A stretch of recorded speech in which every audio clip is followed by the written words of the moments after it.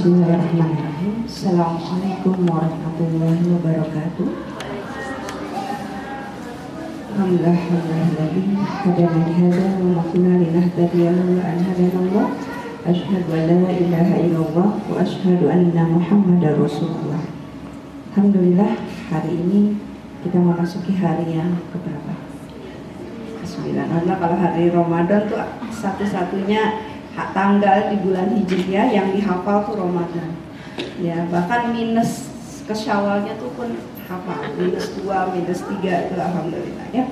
Sudah masuk hari ke-9, berarti sudah 8 hari kita berpuasa di bulan Ramadan ini. Dan kalau berdasarkan kepada grafik, insya Allah sekarang grafik kita sudah mulai berada hampir di tengah. Grafik keimanan kita berada di tengah.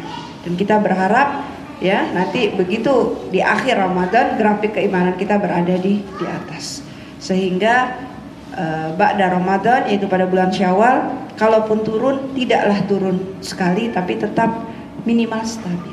Amin ya robbal alamin. Selawat dan salam kita haturkan kepada junjungan Nabi besar Muhammad Sallallahu Alaihi Wasallam. Lagi ada yang sholatnya, tapi nggak apa-apa, mudah-mudahan Allah memaafkan, karena kalau nggak pakai speaker pun nggak kedengeran sampai ke sana ya, insya Allah. Saya di sini memanggil semua yang ada di depan sini, saya sebut dengan akhwati, artinya saudara-saudara saya. Kayaknya nggak apa-apa ya saya panggil itu, kalau saya panggil ibu-ibu pun ada yang ibu-ibu, ada yang belum gitu kan. Jadi kayaknya kalau panggil saudara-saudara kayak kampanye gitu ya. Jadi kayaknya saya ingin lebih islami dan lebih juga terasa persaudaraannya, ukhuwah islamiyahnya, saya panggil dengan ya akhwati, ya artinya saudara-saudara perempuan saya. Baiklah akhwati fillah rahimakumullah. Ya, tadi dikatakan jangan jadi bebek. Saya ketika dapat materi ini, ya amanah ini, saya bingung. Siapa yang mau jadi bebek? Ya kan? Bebek itu kan enaknya kalau nggak dipanggang, dipenyet.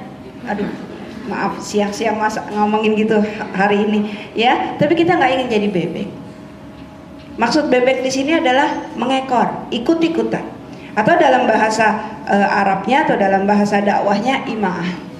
Ini berdasarkan dalam sebuah hadis Nabi Sallallahu Alaihi Wasallam yang diriwayatkan dari hadis Tabrani, ya, yang berbunyi la takum ima'ah.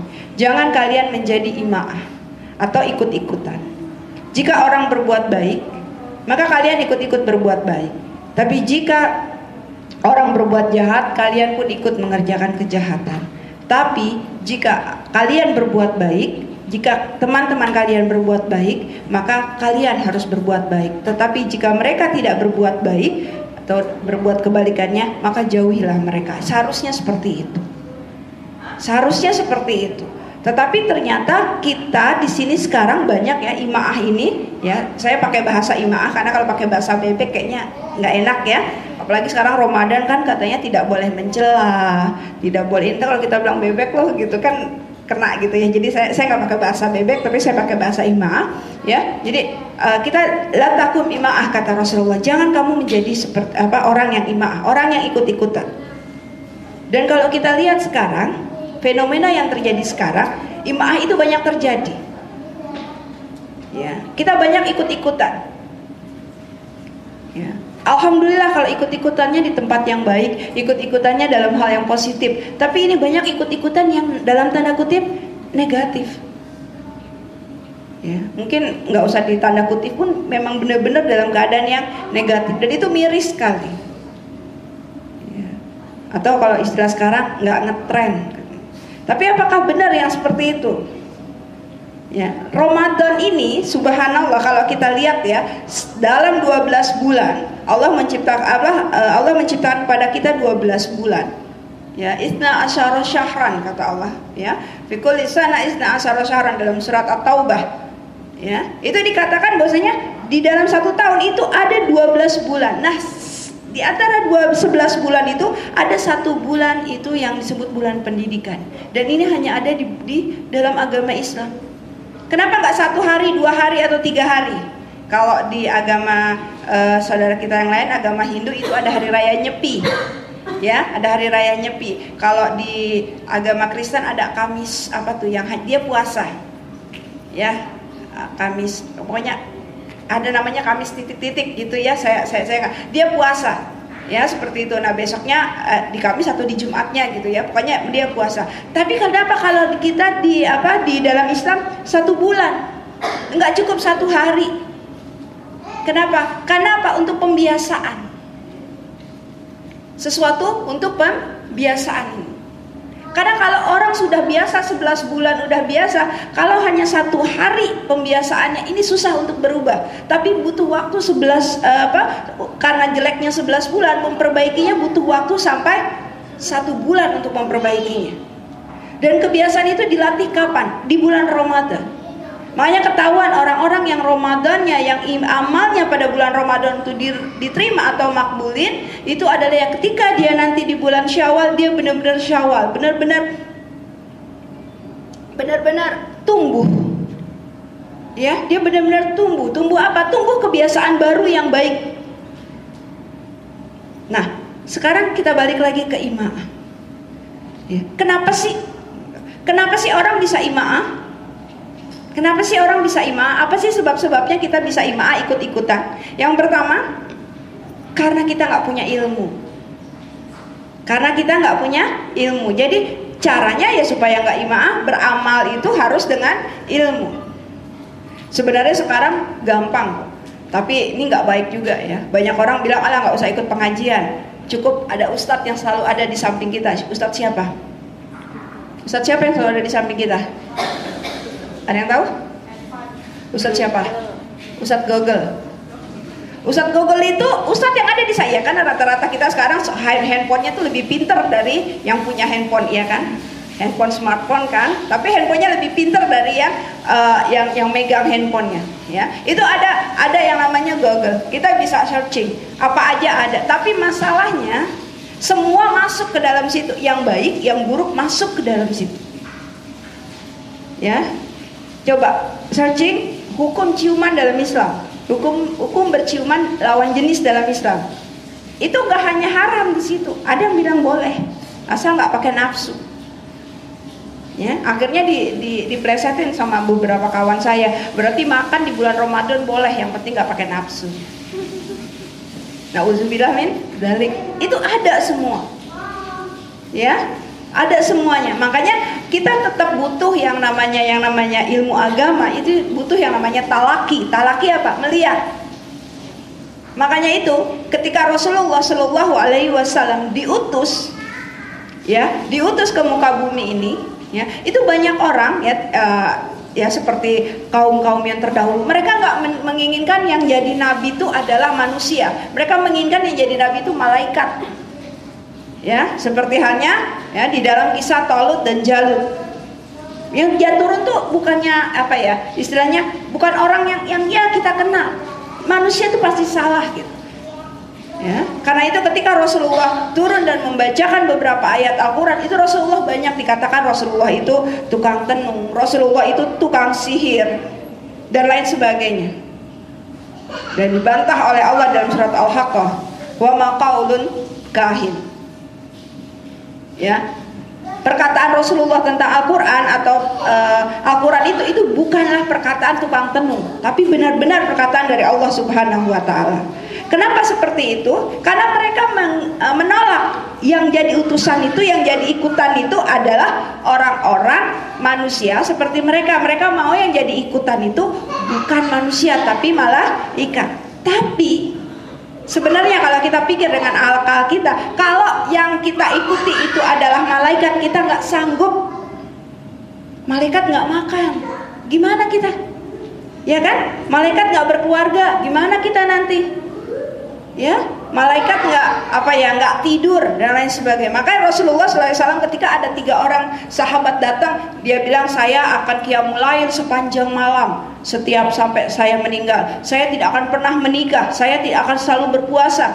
Rasulullah marah karena itu tidak sesuai dengan kodrat kita sebagai manusia. Jadi harus ada ilmu juga, tidak harus dengan ikut-ikutan. Ya, kita harus ada ilmu apa sebenarnya. Nah, ilmu itu harus dengan talaki. Talaki itu artinya ketemu. Talaki, laki ya, liqa gitu. Kita bertemu. Ya, bertemu ya kayak sekarang ini bertemu. Kenapa? Agar kita bisa memahami tidak hanya sesuai dengan pikiran kita, tapi apa yang ingin ya dimaksud oleh Allah dan Rasulnya dalam memahami ilmu syariat Islam. Nah, ini kita perlu garis bawahi dalam hal amal dengan ilmu. Karena banyak orang beramal nggak ada ilmunya, itu nggak diterima. Ya, dikatakan dalam sebuah hadis, ya. Barang siapa berbuat sesuatu dan dia tidak ada ilmunya, fahuwa raddun. Ya, kalau kamu berbuat sesuatu tidak ada dalilnya, tidak ada ini, itu ditolak. Contoh, ya contoh, kita puasa di malam hari, siangnya nggak puasa, kira-kira diterima nggak? Enggak. Kenapa? Karena Rasulullah puasa itu di siang hari, malam itu yang nggak puasa. Kita ganti sama-sama 12 jam. Ya, sama-sama 12 jam, tapi malam aja, kalau malam nggak panas, nggak bisa. Karena Allah mengatakan puasa itu pada siang hari. Ya, batasnya itu dari khaitul abyad minal aswad, dari ada secercah atau segaris benang putih di antara kegelapan malam. Itu mulai awal kita berpuasa sampai nanti ya terbenamnya matahari. Itu adalah batasan syariat dari Allah. Jadi nggak bisa sembarangan sesuka kita. Atau mohon maaf ya, agama yang sebenarnya sih udah lama ya, tahun 90-an ini, yaitu Lia Eden. Sekarang soalnya ada lagi dia ya, berarti baru keluar dari penjara. Kemarin dia di penjara ya, berarti dia baru keluar lagi ya, Lia Eden. Ya, itu kan dia berkata dia ini sholatnya, Lia Eden itu aliran lain dari saya nggak bilang ya. Jadi dia tadinya Islam, kemudian dia merasa suatu malam dia didatangi malaikat Jibril dan malaikat Jibril ngajak dia nikah. Jadi dialah istri malaikat Jibril, gitu. Ya, dia Islam, makanya di ajaran Lia Eden itu ada sholat. Di ajaran Lia Eden itu ada sholat, tapi sholatnya dari berdiri langsung sujud, tadi berdiri lagi, nanti dia sujud lagi. Ini ajaran dia ada. Apakah ini ditolak? Ya pasti. Kenapa ditolak? Karena bukan begini yang diajarkan oleh Rasulullah SAW. Meskipun kita lihat, tapi mereka orangnya baik. Ya, mereka melakukan ibadah, tapi tidak diterima karena tidak sesuai dengan apa yang harusnya dilakukan oleh kita dengan petunjuk dari Rasulullah. Khudhu anni manasikakum, kata Rasulullah, ambil dariku cara ibadahku. Begitu juga dengan kalau kita pergi haji misalnya, pergi haji datang ke kota Mekah, kemudian orang-orang belum wukuf di Arafah, kita udah wukuf sendirian di Arafah. Di Arafah. Orang-orang wukuf di Arafah tanggal 9, kita wukuf di Arafah bulan kapan gitu, ya. Nggak akan diterima. Dulu pernah ada seorang dalam tanda kutip ilmuwan Islam, ya, ilmuwan Islam Indonesia yang mengatakan ada alangkah baiknya ya, karena dia mengambil ayat di Al-Qur'an, al-hajju ashhurum ma'lumat. Haji itu pada bulan-bulan tertentu. Jadi daripada untuk menghindari kekreditan di bulan haji, maka kita hajinya itu di bulan lain aja, di bulan Zulqa'dah atau di bulan Rajab, ya. Lalu dibantah sama ulama, ya udah kamu buka aja bimbingan haji di bulan Rajab. Kita lihat banyak nggak yang mau daftar, ya, cukup digituin aja. Apakah itu ditolak? Iya. Kenapa? Karena nggak sesuai. Yang pertama. Jadi untuk supaya kita nggak ikut-ikutan, kita harus tahu ilmunya. Ini gimana sih? Harus tahu ilmunya. Caranya ya belajar talaki tadi. Ya, yang pertama. Kemudian yang kedua, ya, untuk supaya tidak imaah adalah kita mencari teman atau lingkungan orang yang baik. Dalam sebuah hadis dikatakan, jika engkau ingin tahu agama seseorang, lihat temanmu. Agama di sini maksudnya kepribadian ya. Agama itu kan gaya hidup. Ya, jadi salah kalau ada yang bilang agama itu urusan aku dengan Tuhanku. Bahkan sekarang ini ada lagi istilah baru ya. Saya baca di media sosial gini, nerakaku bukan urusanmu, surgamu juga bukan urusanku. Nerakaku bukan urusanmu, surgamu bukan urusanku. Ini di Twitter baru dapat kalimat begitu. Ya, kalau disempat di Facebook bakal saya delete tuh gitu. Ya, kenapa? Ya artinya kalau di sini nggak ada gunanya dakwah. Ya kan? Nggak ada gunanya dakwah karena apa? Ya suka-suka gue dong gitu. Maaf dalam tanda kutip ya kalau saya pakai bahasa yang biasa gitu. Suka-suka saya dong gitu. Nggak bisa gitu. Dalam Islam dimanapun kita yang namanya orang Islam kalau melihat temannya, ya bahkan kata Rasulullah Shallallahu Alaihi Wasallam, tolonglah unsur akhaka zaliman wa majluman, kata Rasulullah. Tolonglah saudara kamu baik dia terzolimi ataupun dia zolim. Lalu sahabat bertanya, ya Rasulullah, wajar kalau orang terzolimi kita tolong. Lah kalau orang zolim ngapain ditolong? Kok kita harus menolong orang yang zolim? Kata Rasulullah SAW, caranya ingatkan dia supaya tidak jadi zolim. Itu kayak namanya ukhuwah. Jadi kita lihat kalau yang namanya ukhuwah, yang namanya teman, kalau teman terperosok ke dalam hal yang tidak baik, ya harus dibilang. Dan dalam sebuah hadis sahih juga dikatakan salah satu ciri akhir zaman adalah ketika nanti manusia melihat keburukan di depan mata dia hanya berkata, jangan lakukan maksiat itu di depan saya. Kalau di sana di tempat yang lain bolehlah, jangan di depan saya gitu. Dan itu udah terjadi kan? Berarti udah dikit lagi kiamat nih ya. Sangsakalanya aja udah bunyi ya. Ayo ya. Saya pernah soalnya waktu di Aceh lagi ngisi kayak begini, tiba-tiba gempa. Subhanallah, saya orang terakhir yang keluar dari gedung itu. Ya, saya ditinggal sendirian. Ya, mic masih di tangan, semua orang udah kabur. Karena memang seperti itu manusia. Manusia memang seperti itu kalau dia dihadapkan pada kepentingan dia, pada ketakutan dia. Nah, sekarang di sini, bagaimana agar kita dapat berteman dengan orang yang baik? Ya, kita juga harus memperbaiki diri kita sendiri. Kenapa? Karena di dalam Al-Quran dikatakan perempuan yang baik itu untuk laki-laki yang baik.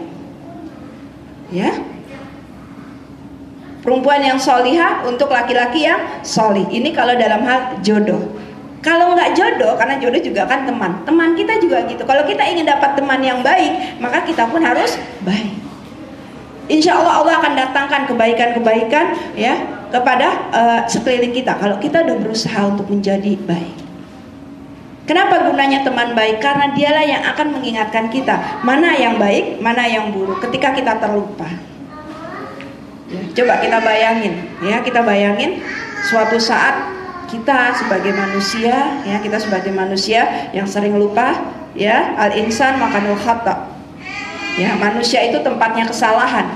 Ya, ketika kita nih ya manusia lah tiba-tiba lagi berjalan, saya misalnya lagi berjalan. Kalau sahabat saya ini adalah orang yang baik, ketika kita jalan berdua, di depan ada lubang, sahabat yang baik gimana?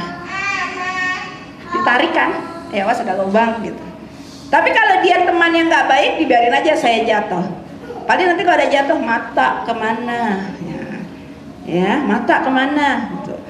Iya, mata kan di atas, lubang kan di bawah. Kaki kan punya mata, kenapa nggak dipakai? Gitu. Ya, kata anak saya, kan kaki ada mata kaki ya, itu ada syaraf ke sini nih. Sebenarnya dia ada apa? Ada sensor gitu, di mana ada lubang sebenarnya tahu. Itu kata anak saya, tapi nggak tahu, saya karena nggak punya ilmu tentang itu, saya nggak percaya. Hoak, jangan dikopas ya, jangan dikopas ya. Kan kita biasa kalau ada apa-apa yang jelek langsung kopas ya. Dan hebatnya lagi kita kadang ngopas tanpa kita baca. Yang penting yang panjang aja kita copy, kita paste di grup yang lain gitu ya. Hati-hati loh. Ya, kalau kita ngopas sesuatu, apalagi sesuatu itu adalah ajaran yang baik, kita harus dahulu untuk melakukan ajaran baik itu. Ya, misalnya kita kopas gunanya air putih, nah, kita kopas ke grup. Ya, tapi kita sendiri jarang minum air putih. Hati-hati. Kaburu maqtan indallahi an taqulu ma la taf'alun, dalam surat As-Saff ayat 3. Amat besar kebencian di sisi Allah orang yang mengatakan tapi dia tidak berbuat. Itu dalam surat As-Saff dikatakan, kaburu maqtan indallahi an taqulu ma la taf'alun. Ya Allah. Ya, jadi kalau mau ngopas lihat dulu saya udah melakukan enggak? Dan ini juga udah dilakukan sama Hasan Basri. Ya, Hasan Basri seorang tabi'in, ya, ulama, ya. Itu dia mengatakan ketika itu ada permintaan, ya. Wahai Syekh, bolehkah Jumat ini kamu berkhutbah tentang pembebasan budak? Datanglah hari Jumat, dia nggak khutbah tentang pembebasan budak. Kemudian datang Jumat berikutnya, nggak juga. Berikutnya lagi, nggak juga. Berikutnya lagi, nggak juga. Ditegurlah sama pengurus masjidnya, mungkin gitu, ini bahasa saya aja. Kok kamu belum menyampaikan ceramah tentang pembebasan budak? Lalu Hasan Basri mengatakan, tunggu dulu. Tidak lama kemudian baru dia menyampaikan tentang pembebasan budak. Ditanya sama sahabatnya. Dikatakan, ya, kenapa engkau baru mengatakan sekarang permintaan kami? Lalu apa jawab daripada Hasan Basri? Aku kenapa kemarin-kemarin belum menyampaikan tentang pembebasan budak? Karena aku tidak punya budak yang bisa aku bebaskan. Jadi akhirnya aku beli dulu budak, setelah itu aku bebaskan, maka sekarang aku bisa memberikan ilmu tentang bagaimana membebaskan budak. Itu subhanallah. Ya, ini apa ya? Orang yang nggak ikut-ikutan, oh tolong dong ngasih ini, langsung ngitungin, enggak. Dia harus bisa, ya. Makanya berat juga, ya, ketika terang jangan menjadi bebek gitu ya. Itu harus, saya masih jadi bebek nggak? Alhamdulillah saya manusia bukan bebek. Ya, alhamdulillah, jadi berani.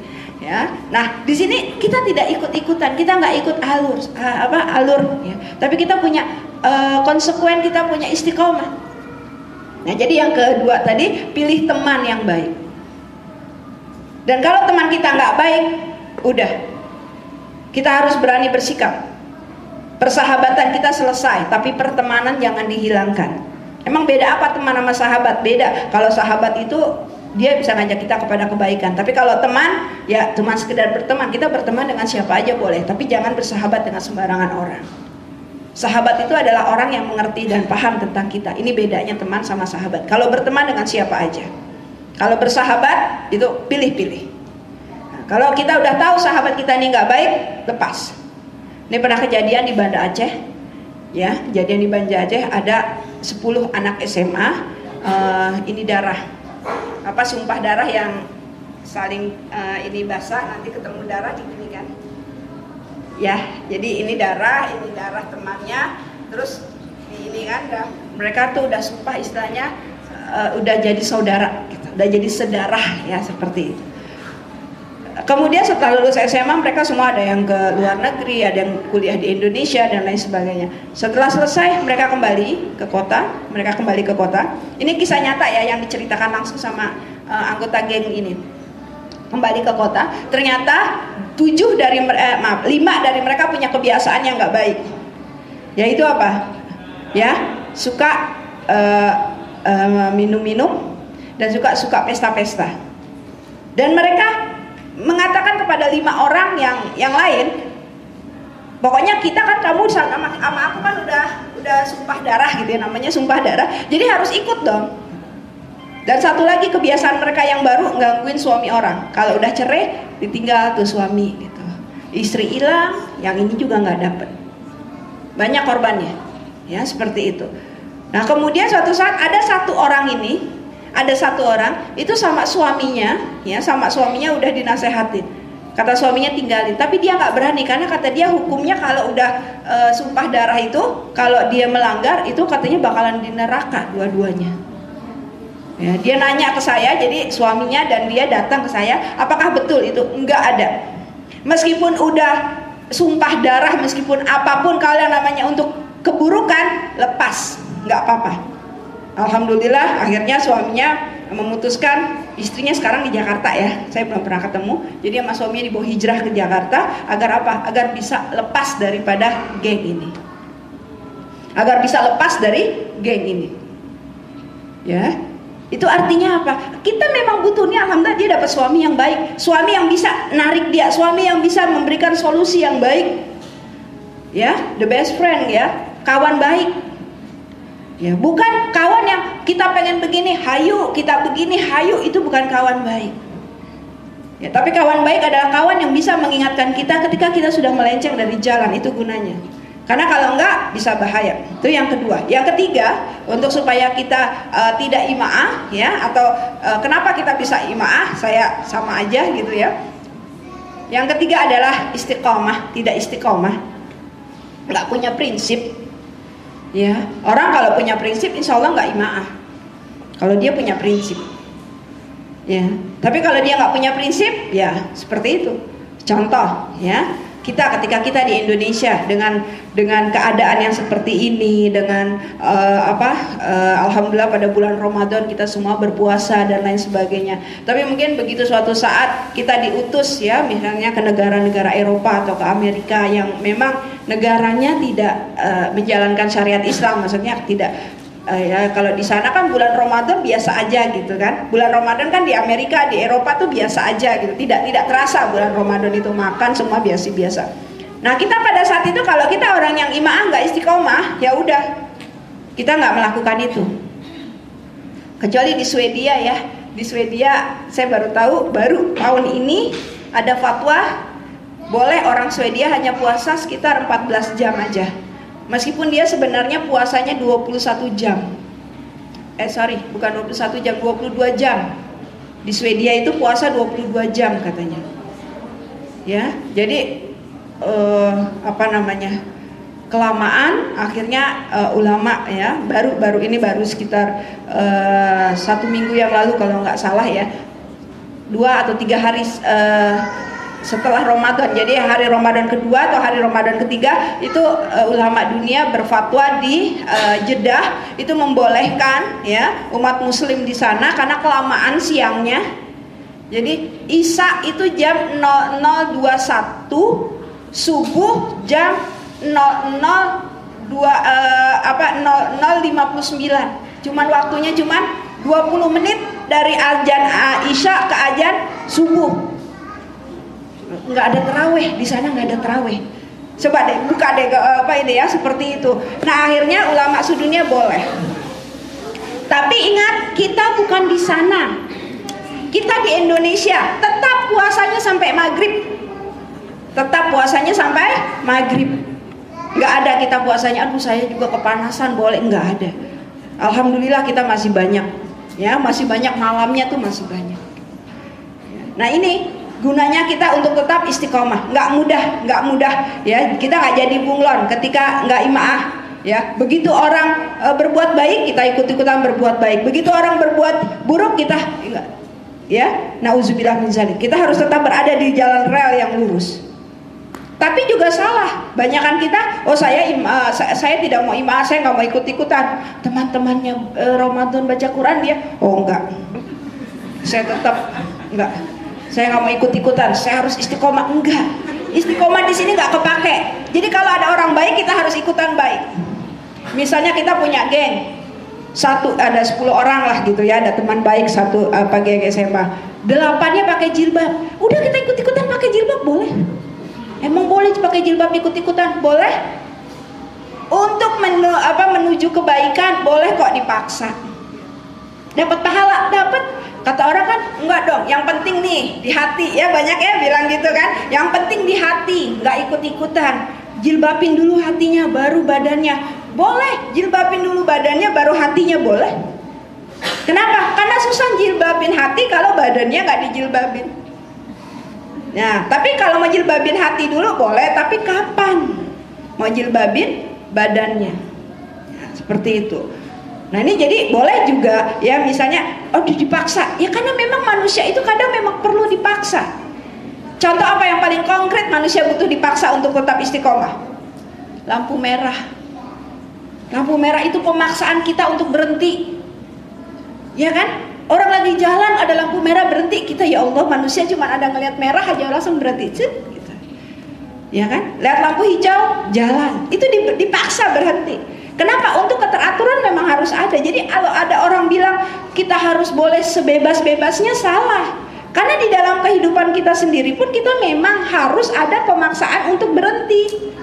Harus ada pemaksaan untuk boleh harus melakukan itu. Jadi hati kita dipaksa. Ini kayak sekarang kita nih Ramadan, itu dipaksa untuk nggak makan. Ya. Dan yang tahu kita nggak makan di siang hari di bulan Ramadan siapa? Hanya kita dan Allah. Yang lain nggak ada yang tahu. Yang lain nggak ada yang tahu. Makanya kata Allah ya di dalam hadis qudsi, ini perkataan Allah tetapi ini hadis qudsi, ya.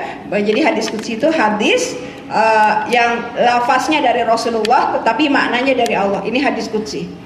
Ya, Rasulullah mengatakan bahwasanya ya kullu amalun bani adam lahu illa siyam fa innahu li wa anna adzibihi. Semua amalan Bani Adam itu buat dia, kecuali puasa itu untukku, karena aku yang akan membalasnya. Artinya apa? Yang tahu tentang pahala puasa itu cuma kita dan Allah. Makanya kalau orang yang nggak istiqomah susah untuk dia berpuasa. Karena apa? Orang yang nggak istiqomah masih ngelihat temannya, teman gue nggak puasa ini, ya udah ngapain gitu. Ya, apalagi di kota besar kayak kita di Jakarta ini. Ya contoh yang kerja di sini deh, yang kerja di sini ya, coba turun ke lantai berapa tuh yang di bawah tuh, yang ada food court banyak tuh, lantai berapa tadi? Enggak, bawah. LG ya, makanya saya tadi kesasar di sini, saya tawaf tadi di sini. Ya karena saya nggak tahu ini lantai berapa gitu, ya. Subhanallah, untuk menuju ke musola ini saya tawaf ya. Ya itu kalau nggak kuat iman, nggak istiqomah, masuk kemana? Itu banyak pilihan. Ya, banyak pilihan. Mulai dari makanan Jepang, makanan Barat, ya, sampai makanan yang ada sambal yang kayak penyet-penyet itu pun semuanya ada. Siapa yang tahu? Nggak ada yang tahu. Ya, itu hanya orang istiqomah. Makanya untuk ibadah puasa itu, ya, dikatakan ya ayyuhalladzina amanu kutiba alaikumusiyam, wahai orang yang beriman, bukan wahai orang muslim. Nah, kita sebagai orang yang muslim orang muslim itu belum tentu dia beriman, tapi orang beriman dia pasti muslim. Kita percaya ada Allah yang ngawasin kita. Nah, ini adalah syarat untuk istiqomah. Kita beriman, percaya kalau ada Allah baru bisa istiqomah. Tapi kalau kita nggak ada iman, nggak bisa kita, nggak bisa istiqomah. Ya, nggak bisa kita istiqomah. Ya, contoh. Kita misalnya nih bagi yang berjilbab, ya, terus pesta pernikahan, kata mertua, pas ya, pakai yang ini segini, ada Jawa, dodotan ya, seperti itu. Tapi saya pakai jilbab, lepas nggak, ya, atau nggak jadi nikah sama anak saya? Ya, calon mertua yang bilang, ya gimana ya, udah S3 keren lagi, kepribadiannya bagus, mobil pribadi, usaha pribadi, semua udah keren semua. Sekarang masa disuruh, ya udah deh nggak apa-apa, Allah juga tahu, Allah Maha Pemaaf, ya udah dilepas, akhirnya pakailah seperti ini. Ini nggak istiqomah. Kenapa? Karena dia nggak yakin ada Allah. Ya. Akhirnya pas sudah dia mau kata, iya bu saya lepas, berarti kamu bukan muslimah yang baik. Ya udah kamu benar-benar gak usah jadi menantu saya. Ya nasib menurut, malahan ternyata mertuanya cuman nguji, ya, ngetes. Makanya hati-hati ya. Jadi kalau punya calon mertua hati-hati. Ada loh ya trik-trik saya juga pernah ikut trik-trik menguji calon menantu. Ya. Ini ada triknya menguji calon menantu buat anak kita. Bukunya bagus. Jangan deh, ini pada masih muda semua. Saya biasa ngomong di hadapan ibu-ibu, itu bukunya bagus. Ya salah satu gitu. Tes dengan yang kayak gitu. Kalau dia ini berarti dia nggak bagus. Ya seperti itu. Nah, saya kembali lagi tadi ke istiqomah tadi. Dalam sebuah hadis dikatakan Rasulullah SAW ada seorang minta pendapat. Ya, minta wasiat, minta nasihat, ausini. Lalu Rasulullah berikan, ya, qul la ilaha illallah summa istaqim. Katakanlah la ilaha illallah, kemudian istiqomahlah. Apa artinya istiqomah di sini? Ya, artinya apa? Nggak melenceng. Ya, nggak bolak-balik. Ya, nggak kayak orang bingung. Bahasa Arabnya mutahayyirah. Perempuan bingung itu kalau mutahayyirah. Itu istilah fikih untuk orang yang haidnya berantakan. Ya, ada kan orang yang haidnya berantakan, itu mutahayyirah, artinya perempuan yang bingung haidnya kapan nih dia haid, itu mutahayyirah. Ya, seperti itu. Jadi dia nggak bingung, dia tahu, ya, dia tahu mana jalan yang benar dan mana jalannya. Ketika dia menghadapi jalan yang abu-abu, dia tahu ke siapa dia minta petunjuk. Yaitu apa? Balik lagi ke nomor 2, dia punya teman. Balik lagi ke nomor 1, dia punya ilmu. Karena jalan tidak selamanya hitam dan putih. Ada kadang jalan abu-abu yang kita bingung. Nah, pada saat jalan seperti inilah kita butuh teman kembali lagi, dan kita juga butuh ilmu. Ya, insya Allah kalau kita yakin ini jalan hitam, ini jalan putih, kita tahu kita pasti ambil jalan yang putih. Tapi ketika masa ya ada jalan abu-abu, itulah kita butuh. Nah, di sini kembali lagi kepada imaah. Akhwati fillah rahimakumullah. Di bulan Ramadan ini Allah mendidik kita untuk tidak berlaku imaah. Kenapa caranya? Bagaimana caranya? Kita lihat di antara kita di sini, ya, itu ada yang berani nggak buka sebelum azan maghrib? Ada yang berani nggak?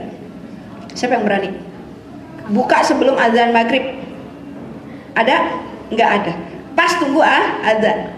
Ya, meskipun sekarang banyak meme-meme cantik ya, katanya kenapa suara azan zuhur sama dengan azan maghrib. Emang sama dimanapun. Dari bukan bulan Ramadan pun emang ketahuan dia nggak pernah dengerin. Dan memang ya, memang azan yang paling indah ya itu adalah azan maghrib. Ya, seperti itu. Ya, saat ini azan yang paling indah kedengarannya adalah azan maghrib. Dan orang banyak ngeh azan yang salah ini ya, asyhadu, kan asyhadu alla harusnya gitu, tapi ini ada yang asyhadu alla, kan alif nun lam, tapi dibacanya sama muadzinnya. Di TV ini ada salah satu stasiun TV, muadzinnya ngomong asyhadu an la ilaha, itu salah. Dan mereka rata-rata ngehnya itu kalau bulan Ramadan, karena bulan Ramadan semua orang lihat TV pas ada. Kok bacanya gitu ya? Ngehnya di situ.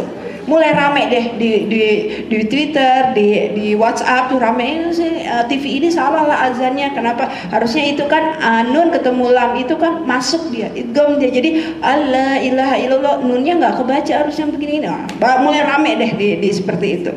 Tadinya sih nggak rame. Kenapa? Nggak diperhatiin azan. Sini azan ganti channel sini azan ganti channel sini, lupa.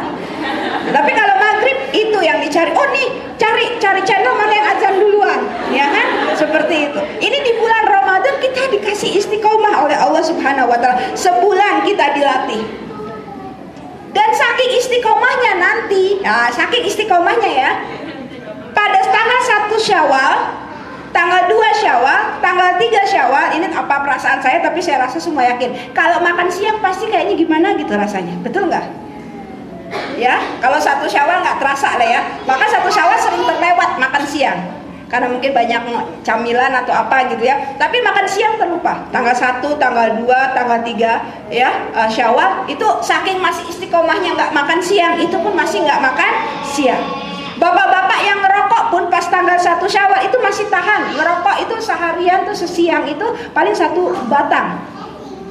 Ya, 1 batang. Kecuali kalau tamunya semua perokok semua. Kenapa? Masih istiqomah. Makanya itu butuh 1 bulan untuk pembiasaan. Nah, mudah-mudahan di bulan Syawal ke depan kita juga istiqomah nih. Nahan apa? Gosip kan sekarang kalau gosip ini, puasa, oh iya puasa. Gitu kan? Ada teman gosip, puasa, oh iya puasa. Nah, mudah-mudahan nanti setelah bulan Syawal, ketika ada yang gosip, kita juga akan berkata sebagaimana di dalam surat An-Nur, ya, di dalam surat An-Nur ayat 25, ketika ada orang mengatakan gosip, ya, mengatakan perkataan yang tidak baik, kita akan mengatakan itu adalah berita bohong dan saya tidak ingin mengikutinya. Subhanallah, enak banget kalau gitu. Ya, taubat. Kalau gosip saya bilang jangan taubat. Istighfar aja. Kenapa? Takutnya besok gosip lagi. Sekarang gosip tidak hanya dari mulut, tangan ini yang paling hebat. Ada orang bilang boleh gosip pakai tangan. Oh enggak, sama aja, hukumnya sama aja. Menyebarkan berita itu baik dari mulut maupun dari tangan itu sama. Dari tangan itu lewat media-media sosial ini, ya. Jadi waktunya sudah. Ya, benar ya. Subhanallah ya. Saya simpulkan bahwasanya imaah atau ikut-ikutan itu adalah hal, kalau dalam keburukan itu adalah hal yang tidak boleh kita lakukan. Tapi kalau ikut-ikutan dalam hal kebaikan boleh, sebagai apa? Pembiasaan kita, kemudian nanti lama-lama kita mengetahui ilmunya, kemudian nanti lama-lama kita belajar untuk istiqamah, dan setelahnya kita akan menjadi muslim yang baik, insya Allah. Akhir kata, kalau ada kesalahan saya mohon maaf ya. Usikum binafsi bitaqwa. Assalamualaikum warahmatullahi wabarakatuh. Kalau ada yang mau tanya ya.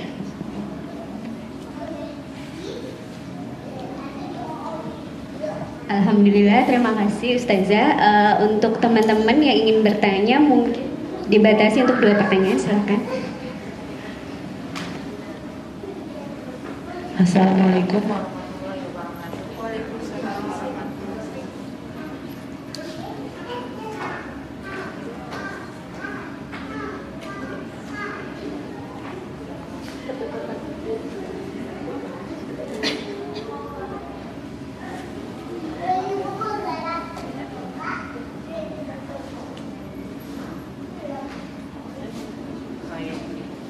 Ustazah, saya Nita dari pernah suatu saat sahabat saya bertanya kepada saya, dia kan sekarang saat ini sudah berubah menggunakan jilbab yang hampir seperti saya, panjang.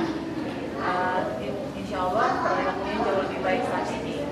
Kemudian dia mempunyai seorang adik, di mana adiknya itu tidak menggunakan jilbab dan selalu lebih mengedepankan akademis, gitu Ustazah. Kemudian suatu saat dia menasihati adiknya, kemudian tapi ibunya dia bilang, sudahlah kamu tidak usah mengurusi adikmu. Dia bilang, coba kamu pakai jilbab, mungkin kesusahan kamu akan berkurang. Tapi ibunya malah bilang, jilbab nanti aja, seperti itu. Lalu pertanyaannya, dia nanya sama saya, sebenarnya kalau saya nasehatin adik saya terus, tapi ibu saya sendiri tidak mendukung saya, gimana ya gitu, apakah saya salah kalau saya malah bukan melawan, tapi dia bilang, tapi kan mas seperti ini, tapi ibunya terus mengatakan, malah sudah bilang, sudahlah tidak usah, kau lebih baik perbaiki dulu dirimu gitu. Padahal dia merasa ini adalah adik saya gitu, sebelum teman saya, kenapa nggak keluarga saya dulu saya perbaiki. Bagaimana menanggapi sikap orang tua yang seperti itu? Terima kasih. Wassalamualaikum warahmatullahi wabarakatuh.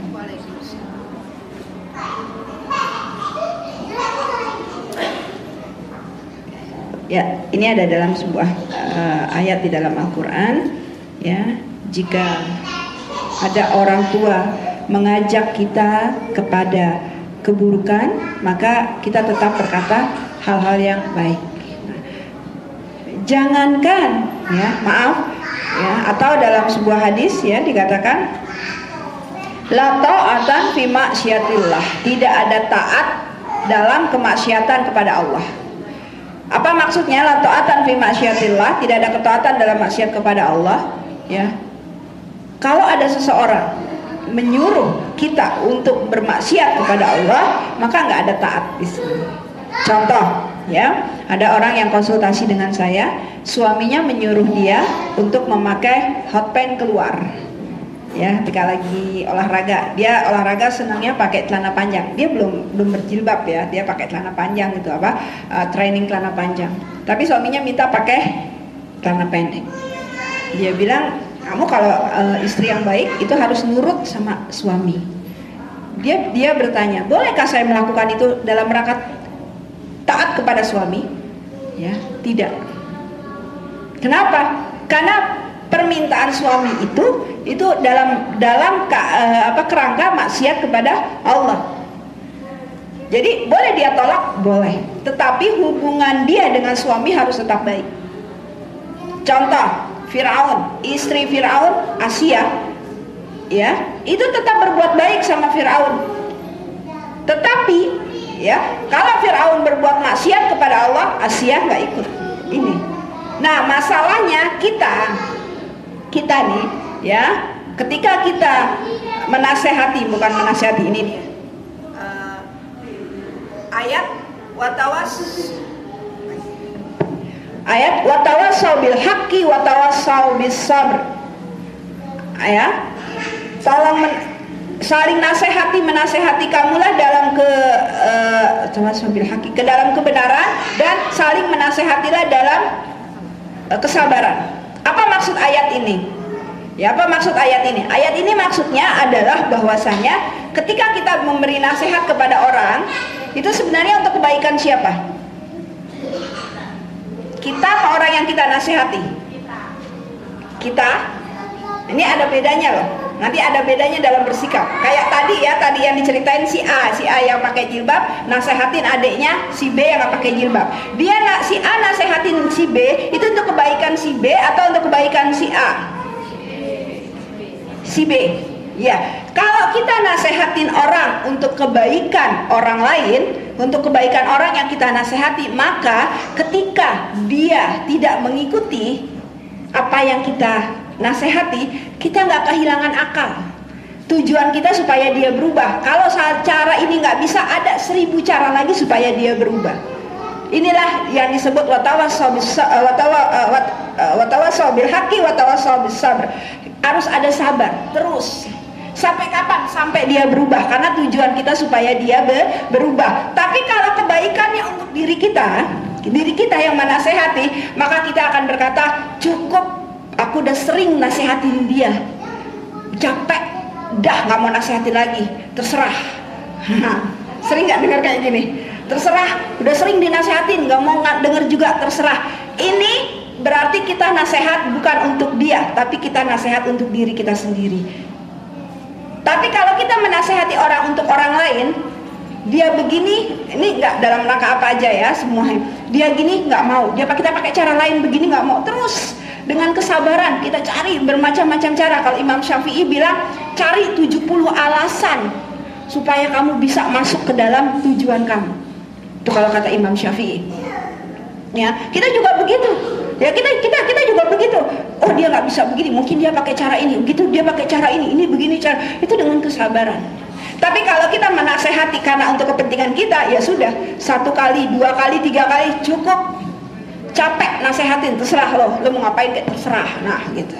Nauzubillah min dzalik. Nah, begitu juga tadi dengan ini. Kalau dia tahu, oh ibu nggak suka kalau dia nasehatin adik dengan cara begini, maka mungkin ibunya nggak suka kali dia ngomel-ngomel terus gitu ya. Nah, akhirnya dia pakai cara lain. Mungkin adiknya suatu saat dikenalin sama seseorang yang bisa. Kadang kan adik nggak dengar dari kakak, dari orang lain bisa dengar.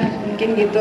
Mungkin diajak ke pengajian atau apa. Caranya sekarang udah nggak ngomong lagi, tapi pakai cara yang lain. Gitu. Jadi ibu nggak, oh dia udah nggak nasehatin adiknya lagi. Jadi caranya yang lain.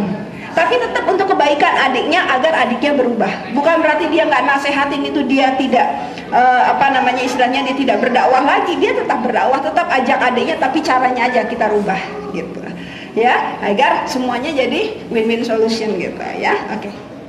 Saya cukup, ada lagi? Satu pertanyaan lagi. Ya, sini.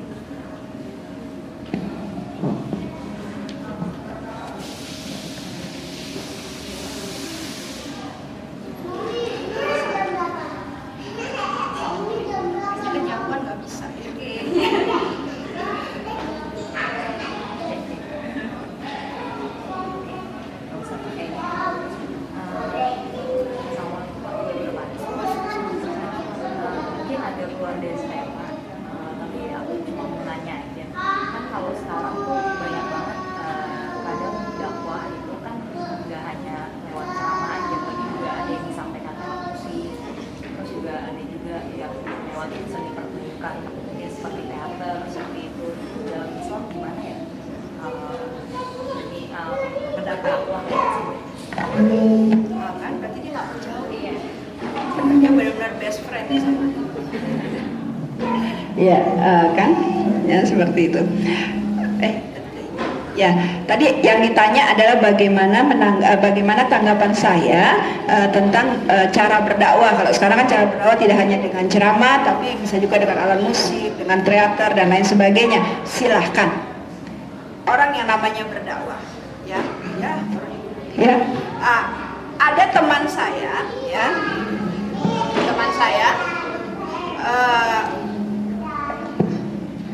Teman saya. Dia tinggal di Amerika. Dia berdakwahnya dengan apa? Dengan masakan. Subhanallah, berapa banyak orang Amerika masuk Islam gara-gara makanan dia. Dia nggak pernah ceramah. Dia kalau udah mulai mereka udah pingin, oh saya pingin belajar Islam, udah gitu langsung dibawa ke masjid. Ketemu imam di sana, udah.